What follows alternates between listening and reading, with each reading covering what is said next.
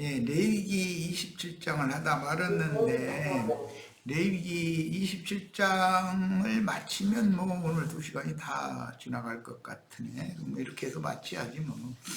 아까 어디까지 했더라? 2시간은 16절을 차례죠? 예, 만일 어떤 사람이 자기 기업된 밭, 앞에는 이제 짐승, 그 가축, 그 다음에는 가오, 이번에는 이제 밭. 아까 그 창세기에서 애굽 사람 요셉에게 와서 팔던 그 순서대로 지금 이제 여기 나온 걸 알 수가 있죠. 얼마를 성별하여 여호와께 드리려 하면 마지기수대로 네가 값을 정하되, 이 마지기수라는 건 이제 한국 사람들이 알아듣는 말로 표현한 말이고 값을 정하되 보리 한 호멜 지기에는 은 50세겔로 계산할지며 만일 그가 그 밭을 신년부터 성별하여 드렸으면 그 값을 네가 정한 대로 할 것이요 만일 그 밭을 신년 후에 성별하여 드렸으면 제사장이 다음 신년까지 남은 년수를 따라 그 값을 계산하고 정한 값에서 그 값에 상당하게 감할 것이며 만일 그 밭을 성별하여 드린 자가 그것을 물으려면, 여기 밭 물으는 얘기도 나왔죠. 계속 지금 물으는 얘기를 하고 있어요. 내가 값을 정한 돈에 분물값의 5분의 1을 더할지니 그리하면 그것이 자기의 소유가 될 것이요 만일 그가 그 밭을 무르지 아니하려 하거나, 오늘 내가 이제 세속교회 목회자들 보고 무르기 하시오, 무르기 하세요, 자꾸 존말 넣을 때 하세요 이렇게 얘기했는데, 우리 개인에게도 회개하고 돌이켜야 된단 말이에요. 무르기 한다는 건 회개하고 이제 돌이키는 걸 말하는 건데, 이 밭값 얼마를 속인 사람 얘기 잘 아시죠? 사도행전 5장에 나오는 사람이 누구죠? 아나니아와 삽비라가 이 밭값 얼마를 몰래 감추고 속였잖아요. 그래서 죽었어요. 그러면 그 아나니아가 삽비라가 밭값을 속인 것 때문에 죽었다고 그럴 때 그거 목사들 보고 이게 뭔 소린가 한번 해석 좀 해달라고 해보세요. 헌금을 냈는데 밭 500평 팔았는데 예를 들어 500만 원 받았어. 100만 원 집에다 놔두고 400만 원만 갖다 냈어. 그럼 죽어? 그렇게 해석해야 맞는 거예요. 이 성경이라는 게 이렇게 중요한 거예요. 그래서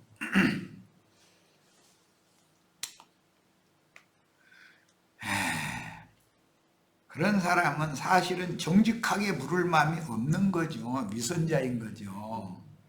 내 영혼은, 내 마음이라는 것은 내가 유모양 욕골이라고, 그걸 있는 그대로를 갖다가 자백하고 토설하고 회개해야지, 물러야죠. 그런데 그래도 나는 저 세리와 창기와 저런 사람들보다는 훨씬 낫지.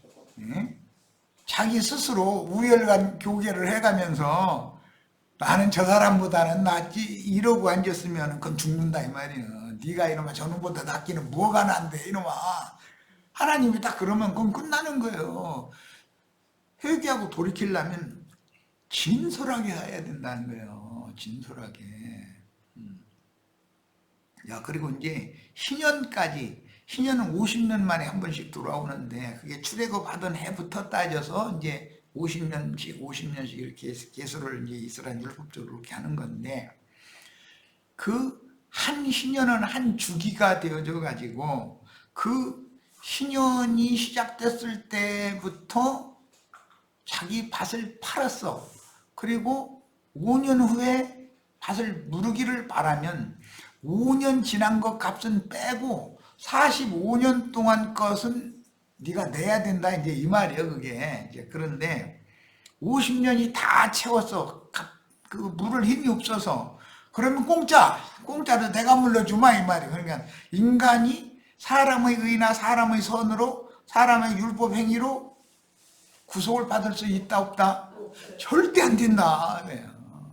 너는 네 힘으로 뭘 해보려고, 너는 그거 가당치도 않은 얘기야 지금 이 말이에요. 예수님이 오셔서 신년을 선포하라고 오신 거예요. 예수님이 오신 것은. 야, 그러면 율법과 선지자의 때까지 한 희년이 지나갔고, 그 다음에 교회 시대 끝까지 또 한 희년이 지금 또 지나가고 있는, 이제 희년이 끝나가고 있는 중이에요. 또 한 번 그 천년이 찰 때까지 희년이 또 올 거예요. 자, 이건 하나님의 경륜이에요. 개인적으로는 내가 처음에 예수를, 이 복음을 처음에 듣고 회개하고 돌이켜서 예수를 영접한 이후에 내가 이 생을 떠나는 날까지 내 개인적으로는 그 한 주기 희년이다 이거예요. 그러니까 그동안에 온전히 물러야 된다. 완전하게 물러라 이 말이에요. 조금 좀 물을 것이 조금 남겨놔두면 안 되는 거죠. 자, 그 다음에 희년이 되어서 그 밭이 돌아오게 될 때에는, 돌아온다는 것은 팔아먹었는데 물러가지고 다시 잃었던 생명을 되찾는다 이제 이 말이죠. 돌아오게 될 때에는 여호와께 바친 성물이 되어, 오늘 레위기 5장 14절에서 6장 7절 성물을 잘못 취급한 그 죄를 다루는 중이잖아요. 성물이 되어 영영이 드린 땅과 같이 제사장의 기업이 될 것이요 그랬는데, 이렇게 되면 내 영혼을 그 제사장이 자기 것으로 삼아버렸으니까 나는 내 생명을 찾을 길이 없는 것이죠. 그러니까 예배당 목사한테 내 영혼 팔아먹는 신랑 절대 하시지 마세요. 그럼 큰일 나는 거예요. 물을 수가 없어. 영영이 그 제사장까지 되니까. 실제로는 내가 회개하고 돌이켜서 완전하게 물으면 참 제사장이 되시는 그리스도의 것이 돼야 맞는 것이지, 세속교계의 율법 제사장에게 내 영혼을 그냥 맡겨버리고 예배당 열심히 다니면 죽은 다음에 천당 간다는 건 거짓말이요. 내 영혼이 얼마나 귀한데 그렇게 함부로 아무에게나 막 맡겨버려? 세상에서 여자들이 그런 사람 보고는 해픈 여자라고 그래. 하나님 그런 건 굉장히 싫어하시는 거예요. 신앙적으로 정죄를 지켜야 되는 것이거든. 만일 사람에게서 샀고 자기 기업이 아닌 밭을 여호와께 성별하여 드렸으며, 야, 사람에게서 샀다. 예수님이 밭을 사는 분이죠. 마태복음 13장에 보면 그랬어요. 그 밭에 보화가 감추인 밭을 발견하고 돌아가서 자기 모든 것을 팔아서 그 밭을 샀다 그랬어요. 이게 무슨 뜻이에요? 피밭이라는 말이 형제 자매님들의 영혼을 당신의 모든 것을 다 바쳐서 산다 이 말이에요. 그런데 자기 기업이 아닌 밭을 성별하여 드렸다. 남의 밭을 드렸어. 내 밭이 아닌데 남의 밭인데 하나님 받으시라고 드렸으면 너는 값을 정하고 제사장은 그를 위하여 희년까지 계산하고 그는 네가 값을 정한 돈을 그날에 여호와께 드려 성물로 삼을지며 그가 판 밭은 희년에 그 판 사람 곧 그 땅의 원주인에게로 돌려라. 율법에 이스라엘 땅은 영원히 팔 수 없죠. 왜? 이스라엘 팔레스타인 땅은 하나님의 것이니까 팔 수 없는 거예요. 영원히 팔 수 없어요. 그러니까 내 영혼을 마귀에게 영원히 팔아넘기면 안 된다는 거예요. 반드시 물러야 된다는 거죠. 그게 한 주기가 희년이 지나가기 전에 물러야지, 희년이 지나간 다음에는 물을 방법이 없다는 거예요. 즉 내가 죽은 다음에는 내 영혼을 되살 수 있는 방법이 없잖아요. 복음을 듣고 깨닫고 돌이켜야 이게 무르기가 되는 건데 내 밭은 내 밭이야지 남의 밭이면 되지도 않죠. 그럼 목회자들 남의 밭을 갖다가 지멋대로 갖다가 세상신 마귀한테 팔아 넘겨버려. 그러고도 내가 뭔 짓을 했는지를 몰라. 그러면 그 죄가 얼마나 크겠어요. 그 영혼을 깨닫게 해서 각자 자기 밭을 무르기를 해야지. 자기 토지를 무르게 만들어줘야지. 그게 목회자가 당연히 해야 될 일이죠. 야, 내가 정한 모든 값은 성소의 세겔대로 하되 20게라를 한 세겔로 해라. 이게 한 세겔을 내는 것이 아니고 원래는 반 세겔씩만 내는 거예요. 성전세라는 건. 그러니까 우리는 예수님이 나의 밭을 사기 위하여 이미 반세겔 지불해놨으니까, 10분 1 지불해놨으니까 네 영혼도 돌이켜서 10분 1 반세겔을 또 내서 완전히 한 세겔을 5분 1을 하나님 것이 되도록 바쳐라, 지금 이 말이잖아요.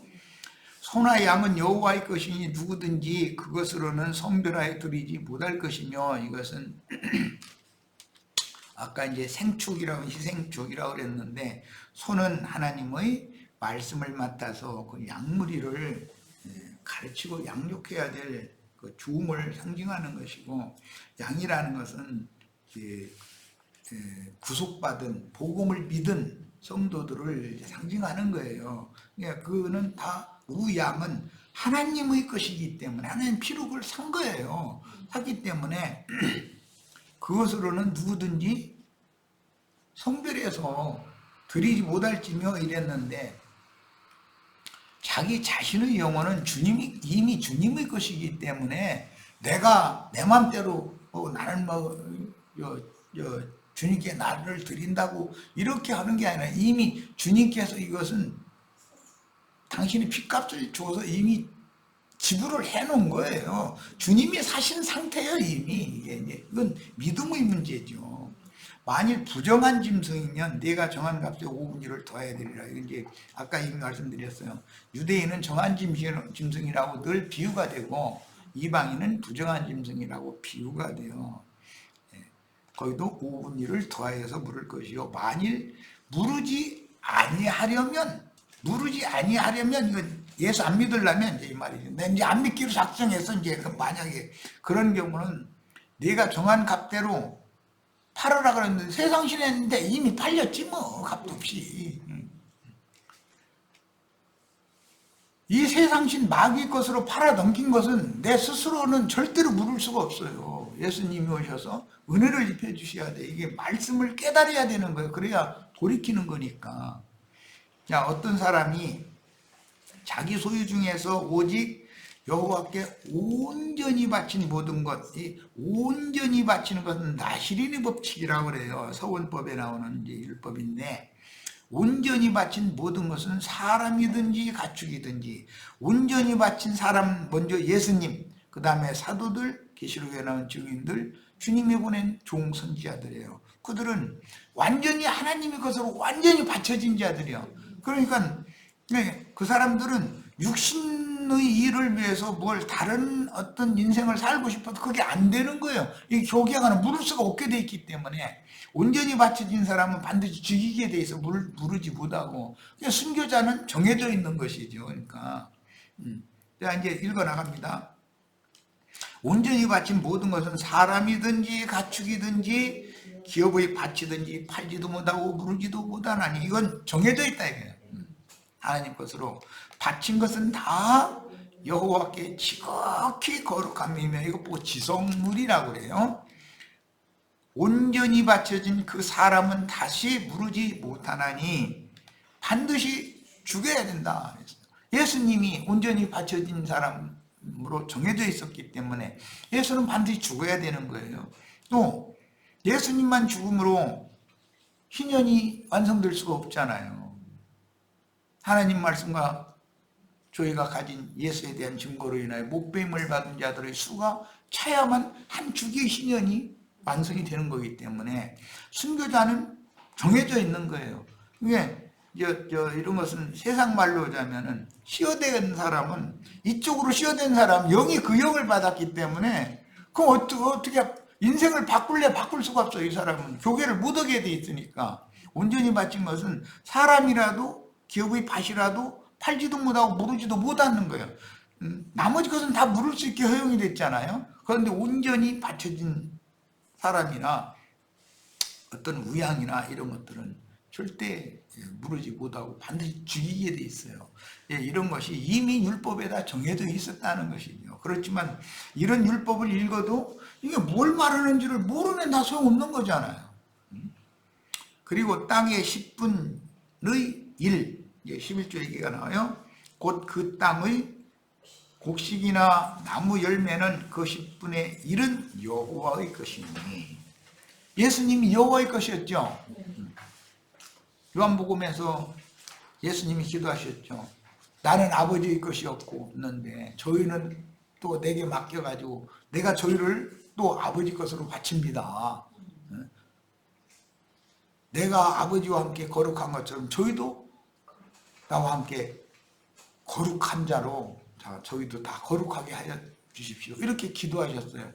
야, 그래서 여호와의 성물이라, 또 만일 어떤 사람이 그의 11조를 물으려면 그것에 5분의 1을 더할 것이요, 모든 소나 양의 11조는 목자의 지팡이 아래로 통과하는 것의 10번째 것마다 여호와의 성물이 되리라.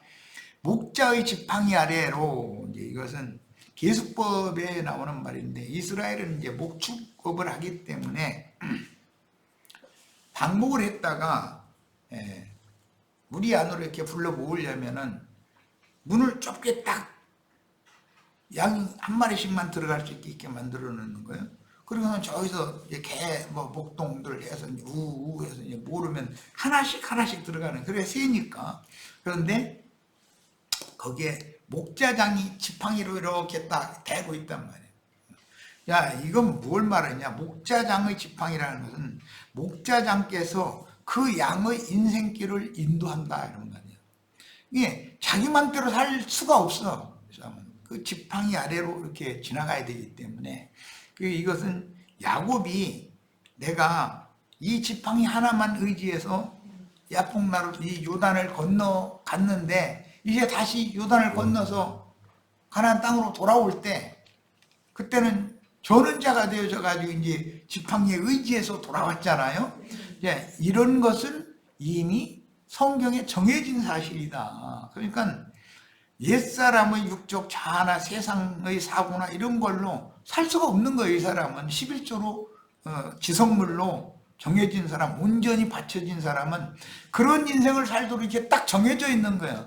주님의 인도를 따라서 살는 것을 거부하면은, 지팡이가 인도만 하는 게 아니라 목자는 몽둥이도 가지고 다니거든, 막대기. 그래가지고 말을 안 들으면, 지팡이로는 엉뚱한 데로 가려면 뿔을 딱 걸어가지고 이렇게 끌어당기는 데 사용하는 거고, 그 막대기, 지팡이와 막대기가 나를 아니하시나이다, 이렇게 인용을 했는데, 지도한다 이 말이에요. 지도, 인도한다. 이렇게 끌어당기는데도 막 고개 흔들고 그래, 그러면 막대기로 쳐버린단 말이에요. 그러면은 이제 맨맛을 좀 하나님 앞에, 하나님의 매가 하나님의 손맛이 어떤지를 손맛을 좀 봐야지. 그러면은 기설리도 못하고 딱 복종하게 만들어 놓는 재주가 있죠. 이런 게 이제 제일 우리가 인상적으로 알 만한 사람이 사울이 바울이 된 경우잖아요. 꼼짝 못하도록 딱 무릎 탁 꿇리고, 세상의 그런 햇빛보다도 더 조용히 비추는 밝은 생명의 빛을 그의 내면 심령 속에 계시를 보내가지고서 납작 엎드리고 꼼짝 못하게 그 남은 인생을 주님을 위해서 헌신할, 온전히 바칠 수밖에 없도록 인도를 해가시잖아요. 자, 이런 것은 이미 성경에 이미 다 정해져 있는 거예요. 이것이 하나님의 계획과 하나님의 뜻은 사람이 임의로 어떻게 바꾸고 이렇게 할 수가 없는 거예요. 하나님은 전능하신 분인데, 전능하신 하나님을 누가 감히 이렇군 저렇군 왜 나를 이렇게 하시느냐고, 저 사람 부자 잘 살게 해주고 난 이렇게 살게 하냐고, 그 다 소용없는 소리요. 하나님이 전능하신 분이 나만큼 뭘 몰라서 그렇게 하는 게 아니거든. 그분이 계획이 있고 뜻이 있어서 그렇게 하는 겁니다. 자, 이제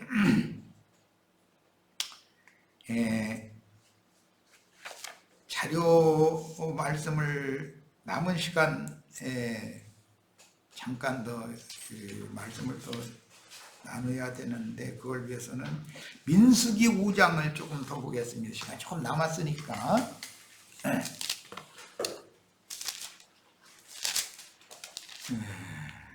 구약성 이렇게 많이 다루려고 생각을 안 했는데 이 얘기를 하다 보니까 이렇게 되네. 자, 민수기 5장 봅니다. 1절에서 10절 살펴볼 거예요. 여호와께서 모세에게 말씀하여 이르시되, 항상 한 단락이 끝나고 다음 단락으로 넘어갈 때는 항상 이렇게 시작하는 거예요. 이스라엘 자손에게 명령하여 모든 나병 환자와 유출증이 있는 자와, 신약에 예수님이 오셨을 때 문둥병자, 유출병자들 그렇게 많았죠. 팔레스타인 땅에는 맨 문둥이와 유출병자만 있었겠어요? 다 뭘 상징하는 거죠? 사람의 힘으로는 도저히 치료할 수 없는 하나님의 저주가 임한 자들이다 이거예요. 상징이야 이게. 태생적으로 사람 교만하죠. 우리 월자는 겸손해? 아니요. 땅딸막해 가지고 여간내기가 아니게 생겼어 내가 보니까. 우리 윤자매 순해 보이는데 난 안 좋아. 절대 안 좋아.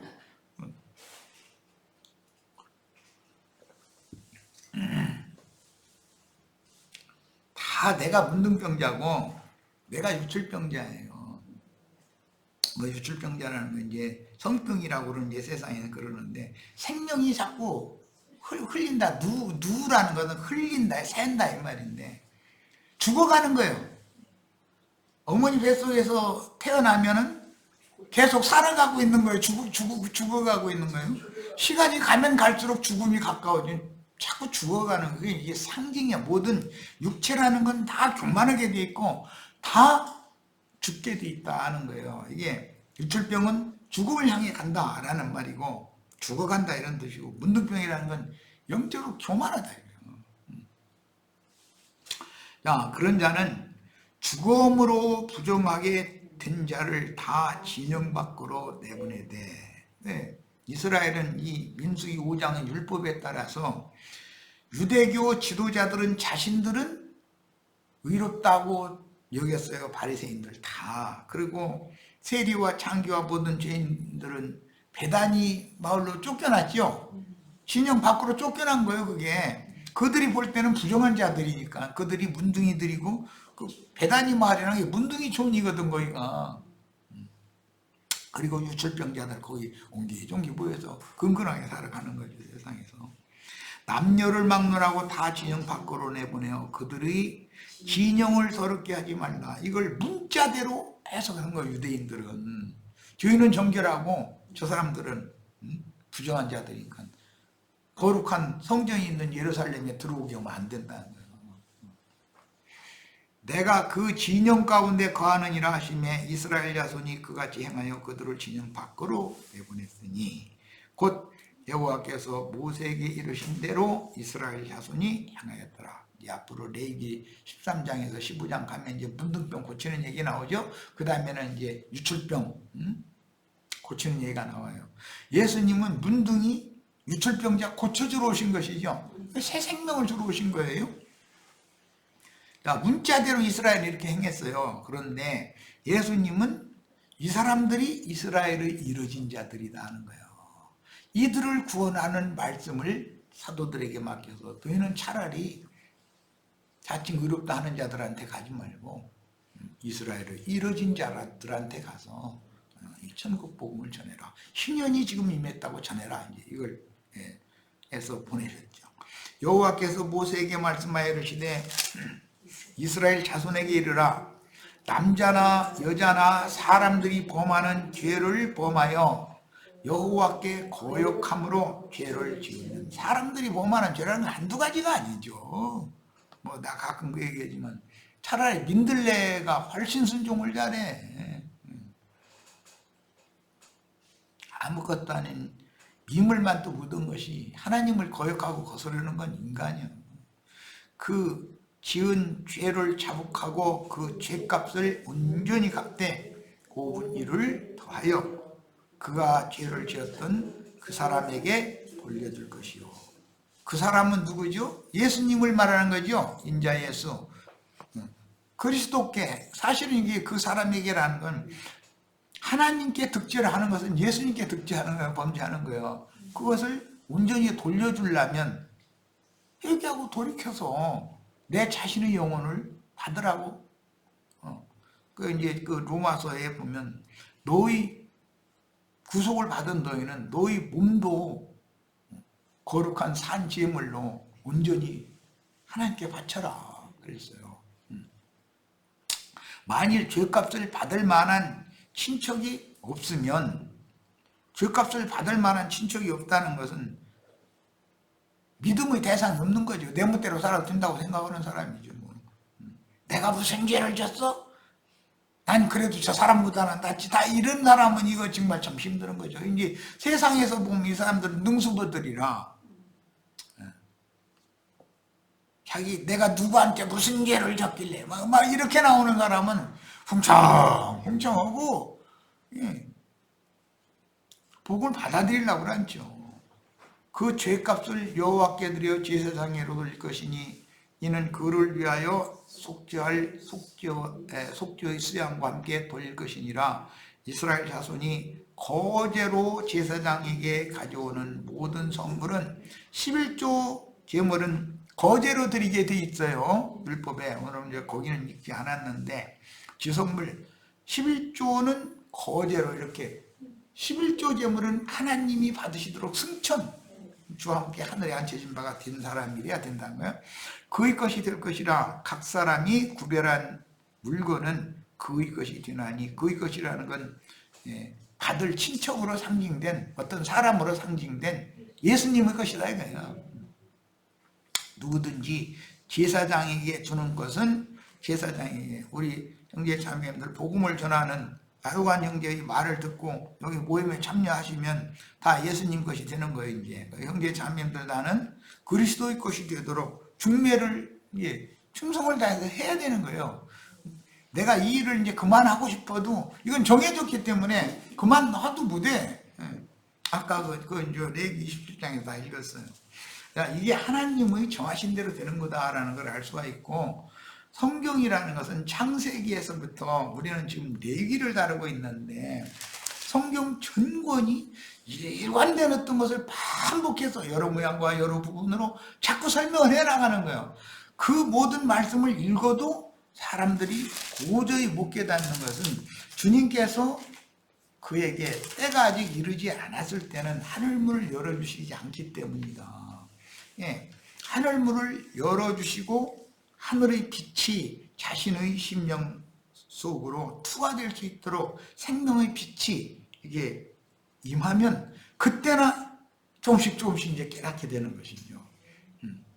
이것이 성경 이야기예요. 성경을 깨닫는다는 건 그게 이제 하나님의 마음속에 감춘 비밀을 깨닫는다는 뜻이기 때문에, 천국의 비밀을 깨닫는다는 뜻이기 때문에 이게 사람의 노력이나 사람이 머리 좋아서 그래서 이게 되는 문제가 아니다.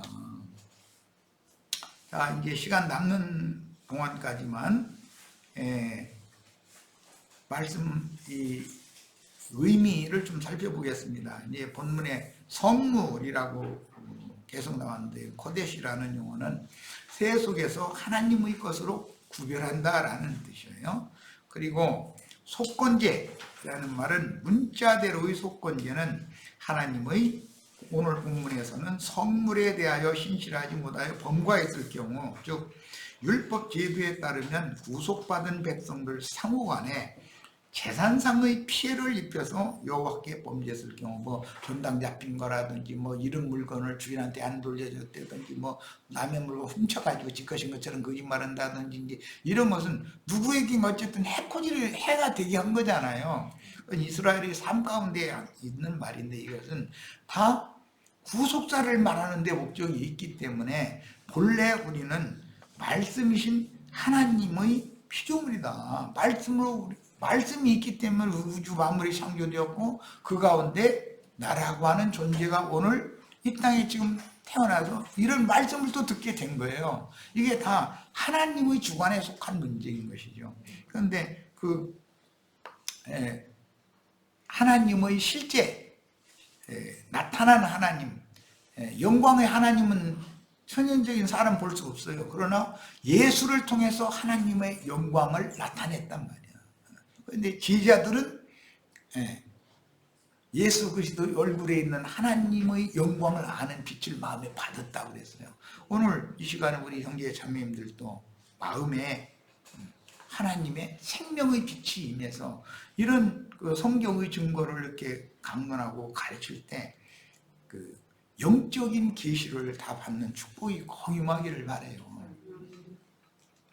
그 다음에 너희 지정한 가치를 따라 그랬는데 모세가 각 예물에 대한 가치를 정하는 대로 따르라는 뜻인데, 이것은 율법대로 하자면 뭐 사람도 20세까지 남자는 얼마 여자는 얼마, 뭐 50세까지는 남자는 얼마 여자는 얼마, 뭐 60세가 넘으면 뭐 남자는 얼마 여자가 얼마 이렇게 이제 값이 정해져 있죠.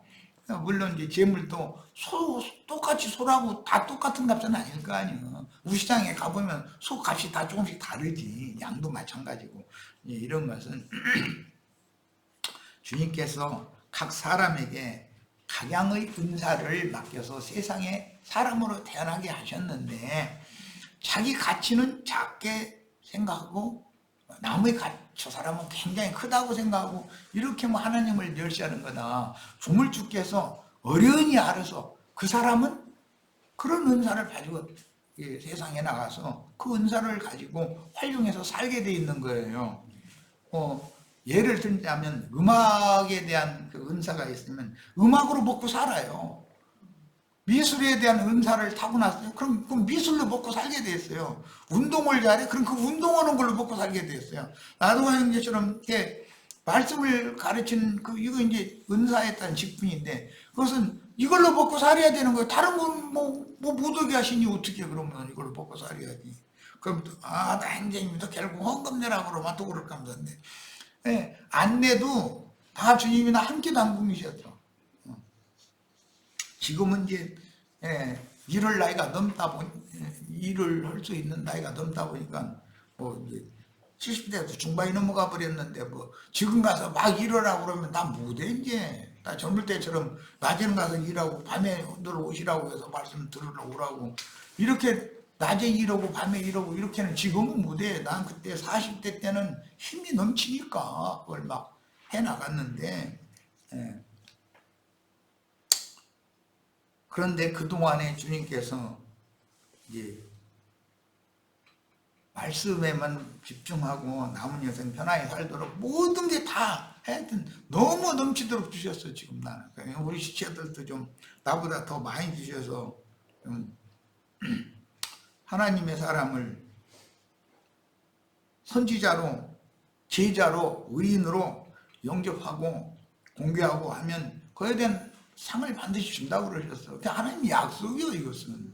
그러니까 또 이렇게 나형제님도 이제 우리들한테 성경 받으려고 그러고만 또 그러면 난 억지로 성경 달라고 사주는 사람 아니니까 나 먹고 살까 충분히 있으니까 걱정하시지 말고 모임이나 잘 참석해 주셨으면 좋겠어.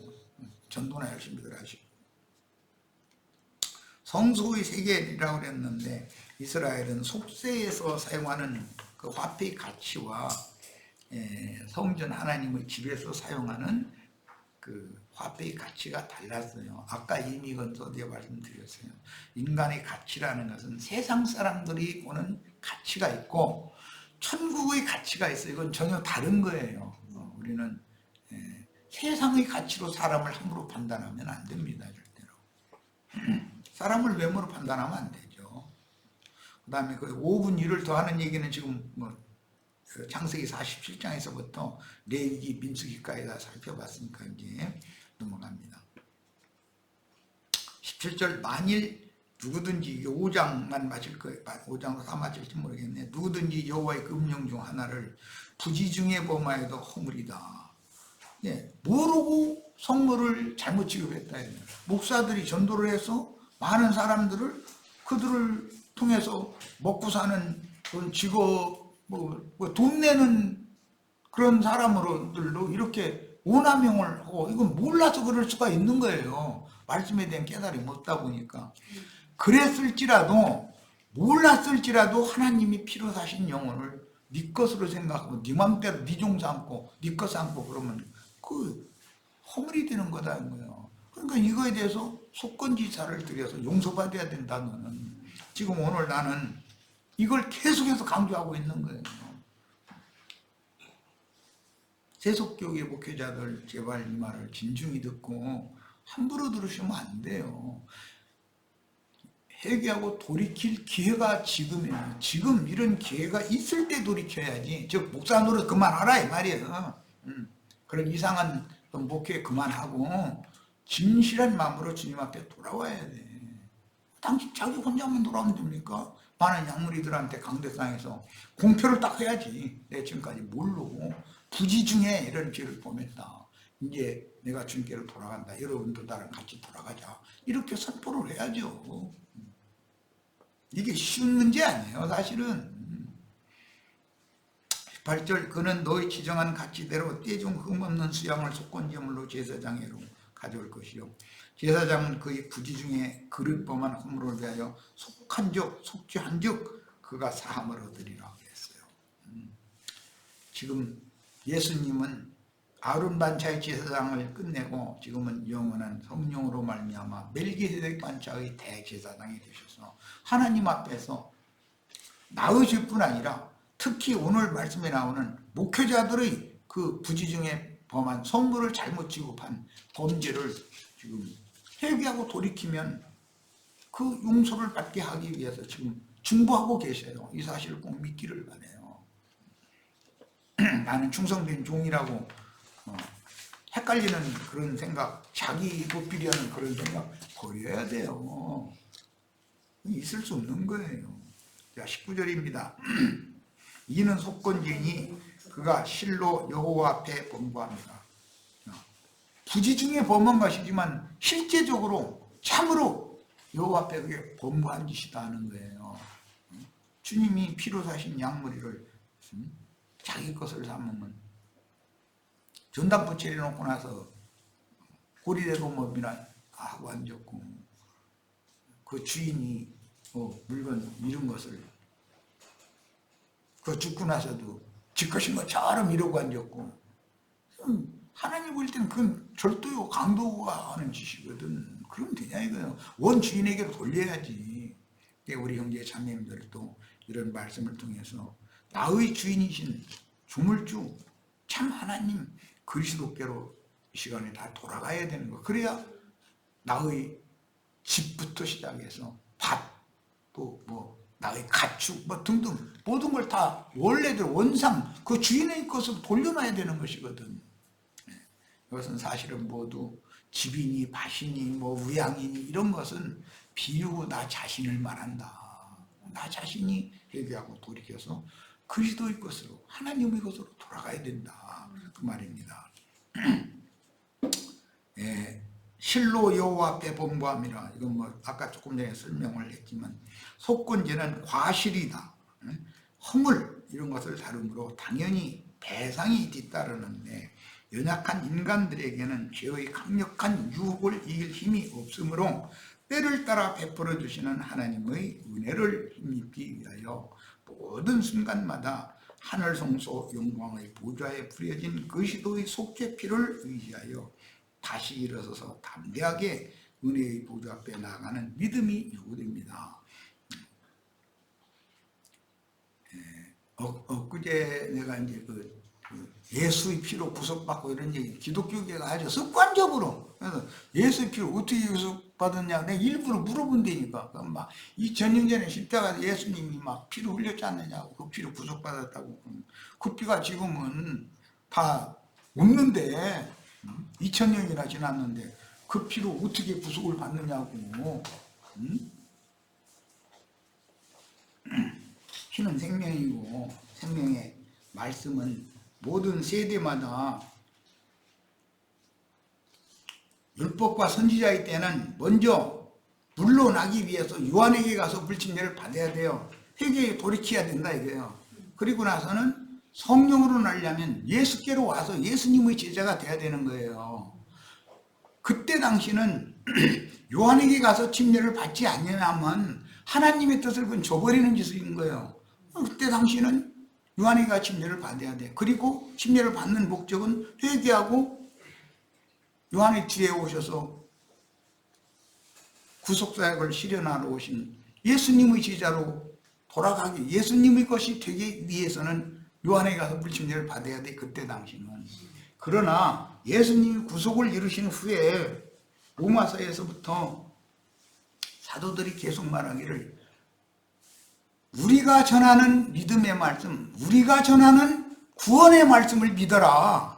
예수님이 전하는 말씀 믿으라 한 게 아니에요. 요한이 뭐 한 거를 어떻게 그것 믿으라는 게 아니에요. 이제는 시대가 바꿔졌기 때문에 그래. 영이 역사하는 거예요. 성령이 사도들을 통해서 역사하니까 우리가 전하는 믿음의 말씀, 우리가 전하는 구원의 말씀, 이 말씀을 믿어야 구원받는다 그래요. 예수님 말씀 믿어야 구원받는다고 하지 않아요.